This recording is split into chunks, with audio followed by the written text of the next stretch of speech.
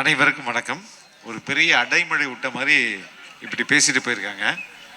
நான் அந்த அளவுக்கு பேச முடியாது. இருந்தாலும் என் மனசுல இருந்த சில விஷயங்களை உங்கள்கிட்ட நான் பகிர்ந்துக்கணும்னு ஆசைப்படுறேன்.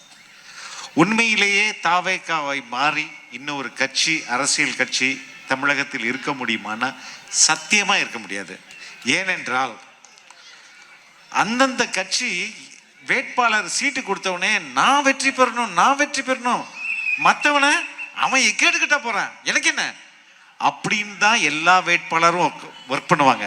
இன்னைக்கு 2 வேட்பாளர் பொதுச் செயலாளர் டி நகர் தொகுதியில் போட்டியிடுறாரு, தோழர் ராஜ்மோகன் எழும்பூர்ல போட்டிக்கிட்டாரு. 2 வேட்பாளரும் தங்களுடைய சொந்த இன்னொரு வேட்பாளர் வெற்றி பெறணும்னு இங்க வந்து ஒர்க் பண்றாங்க இல்லையா? இது எந்த கட்சியிலையும் நீங்க பார்க்கவே முடியாது. நான் உண்மையில சொல்றேன். நீங்க மற்ற கட்சியில நான் வெற்றி பெறணும்னு நினைப்பாங்களே ஒழிஞ்சு என் தோழர், என் சக தோழர் ஒருத்தர் வெற்றி பெறணும், நான் வந்து ஒர்க் பண்ணும் அப்படிலாம் வந்து யாரும் நினைக்க மாட்டாங்க. அந்த அளவில் தமிழக வெற்றி கழகத்தில் மட்டும்தான் இந்த அன்பும் இந்த தோழமையும் இருக்குது அப்படின்றத நான் சொல்றேன். ஏன் தமிழக வெற்றி கழகமும், ஏன் தலைவர் விஜயம்?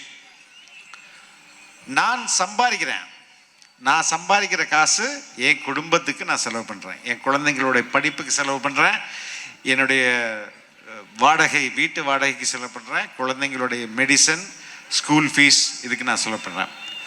தமிழ்நாடு சம்பாதிக்கிறதுல, தமிழ்நாடு பல்வேறு கோடிக்கணக்காக சம்பாதிக்குது.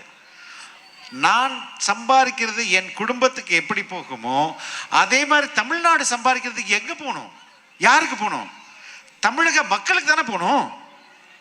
அதை திமுக அரசு செய்கிறதா? இல்லை. எங்க தலைவர் சொல்லும்போது என்ன சொல்றாரு? Stalin sir tax. ஸ்டாலின் சாரோட டாக்ஸ் மட்டும் எவ்வளவு போகுது? ஒரு ஆண்டுக்கு 1,00,000 கோடி. 1,00,000 கோடி நம்ம காசை திருடும் அரசு.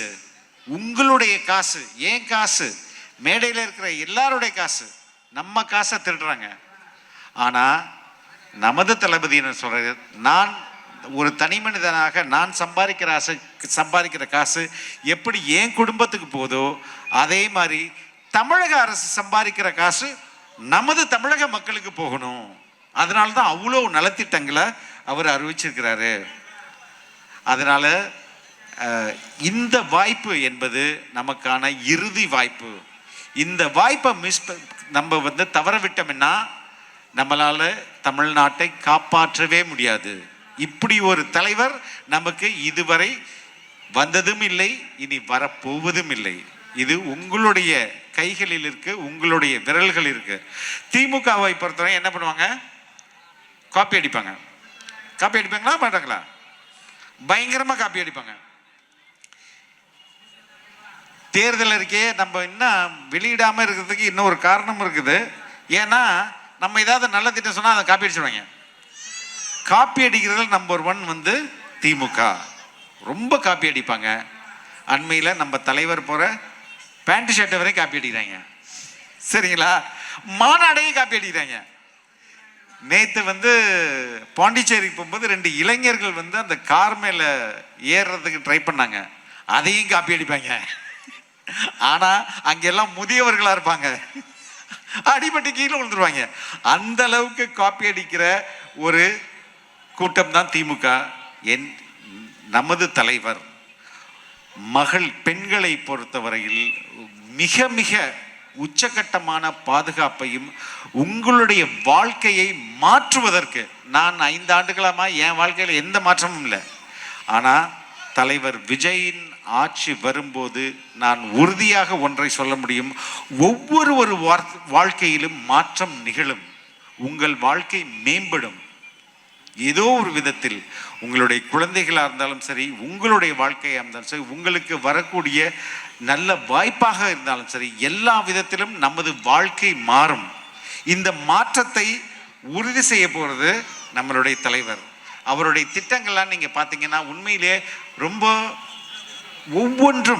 ஒவ்வொன்றும் சும்மா ஏனோதானு அறிவிக்கிறது இல்லை, வெற்று விளம்பரம் இல்லை. திமுக செய்யற மாதிரி வெற்று விளம்பரம் கிடையாது. ஒவ்வொன்றும் அக்கறையுடன் யோசித்து எடுக்கப்பட்ட முடிவுகள்.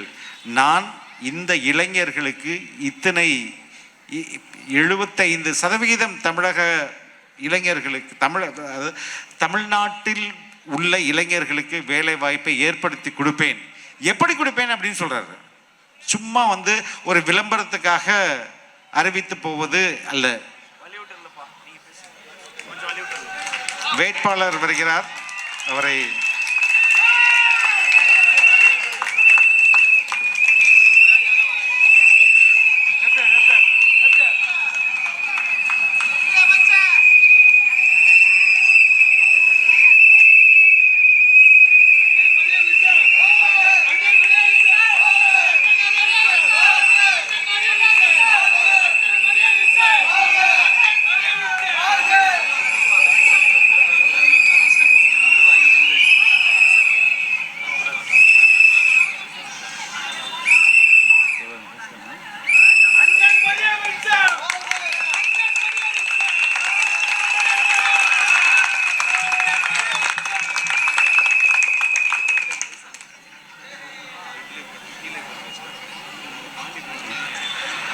உண்மையிலே நான் இன்னொன்னும் சொல்ல மறந்துட்டேன்.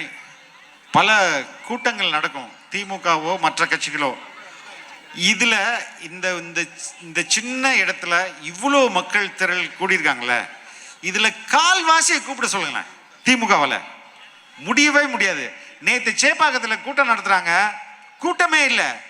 ஆனால் கூட்டம் இல்லை அப்படின்றது டிவியில் தெரிஞ்சக்கூடாதுன்னா பலூன் விடுறாங்க, கருப்பு சிவப்பு பலூனை விட்டு கூட்டத்தை மறைகிறாங்க. ஏன் இந்த கூட்டம், ஏன் இந்த இவ்வளவு மக்கள் கூட்டம் தளபதிக்கும் தாவேகாவுக்கும் திரள்கிறது என்றால், உண்மையில் மக்கள் தளபதி விஜயை நம்புகிறாங்க.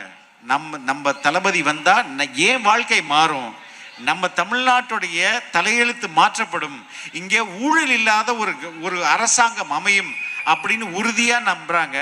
அதோட வெளிப்பாடு தான் இந்த மக்கள் திரள். கரூர் கரூர் கரூர்ன்ட்டு பயங்கரமா கதை சொன்னாங்க. ஆனால் கரூரில் என்ன நடந்ததுன்றது இந்த உலக மக்களுக்கே தெரியும். நான் தான் முதல்ல போனேன், நான் தான் வந்து ரூல்ஸை ஃபாலோ பண்ணுங்கடான்னு அழுதேன் அப்படிலாம் சொன்ன அமைச்சர்கள் என்ன பண்ணுறாங்க, கரூரை விட்டு ஓடி போய் வெளியூரில் போட்டி போடுறாங்க. ஏன்? கரூரில் என்ன நடந்தது என்பது தமிழக மக்களுக்கு நன்றாக தெரியும், கரூர் மக்களுக்கும் நன்றாக தெரியும். இனிமே இந்த தொகுதி இல்லை, தமிழ்நாட்டில் இருக்கிற 234 தொகுதிகளிலும் தாவேகா அதிகபட்சமான பெரும்பான்மையோட வாக்குகளுடைய வெற்றி பெறும். அதற்கு ஒரு உதாரணம் தான் ஆர்கே நகர். ஆர்கே நகரில் போட்டியிடுகிற தோழர் மரிய வில்சன் உண்மையிலே ஒரு பிலாந்தரபிஸ்ட், ஒரு கல்வியாளர். உண்மையில் அவர் வந்து சம்பாதிக்கிறதுக்காக இந்த தேர்தலில் நிற்கவில்லை. இங்கு யாரும் தோழர் ராஜ்மோகன் சார், ஆனந்த் சார் எல்லாருமே மக்களுக்கு சேவையாற்றணும், மக்களுக்கு சேவை செய்யணும். Okay, I have done. ராஜ்மோகனுக்கு இல்லாத புகழா? உலகம் முழுக்க டிராவல் பண்ண ஒரு மனுஷன். உலகத்தில் ஏதாவது ஒரு நாடு சொன்னீங்கன்னா நீங்கள் கண்ணை மூடிட்டு உலக மேப்பில் ஒன்று தொட்டிங்கன்னா அங்கே போயிருப்பார் ராஜ்மோகன். ஆமே ரைட்? உண்மை உண்மை எனக்கு தெரியும். எல்லா நாடுகளுக்கும் போய் எல்லா ஊர்களுக்கும் போய் பேசிட்டு வந்த ஒரு மனிதர். அவருக்கு ஏன் எல்லாருக்குமே இங்கே மக்களுக்கு நன்மை செய்யணும். நான் உட்பட எல்லா தாவைக்கால உள்ள டாப் டு பாட்டம் எல்லாருக்குமே, உங்கள் மாவட்ட செயலாளர் உட்பட அவர் இவ்வளோ ஆண்டுகள் வந்து விலையில்லா விருந்தகம் நடத்தியிருக்கிறாருன்னா மக்கள் மேலே உள்ள ஆசை. இந்த அரிய வாய்ப்பை ஆர்கே நகர் தொகுதி மக்கள் தயவு செய்து பயன்படுத்திக் கொள்ளுங்கள். தமிழகத்துக்கு இப்படி ஒரு வாய்ப்பு கிடைக்காது. உங்கள் தொகுதி திரு மரிய வில்சன் அவர்களுக்கு உங்கள் வாக்குகளை செலுத்தி அவரை பெருவாரியான வாக்குகள் வித்தியாசத்தில் வெற்றி பெற செய்யுங்கள். நன்றி, வணக்கம்.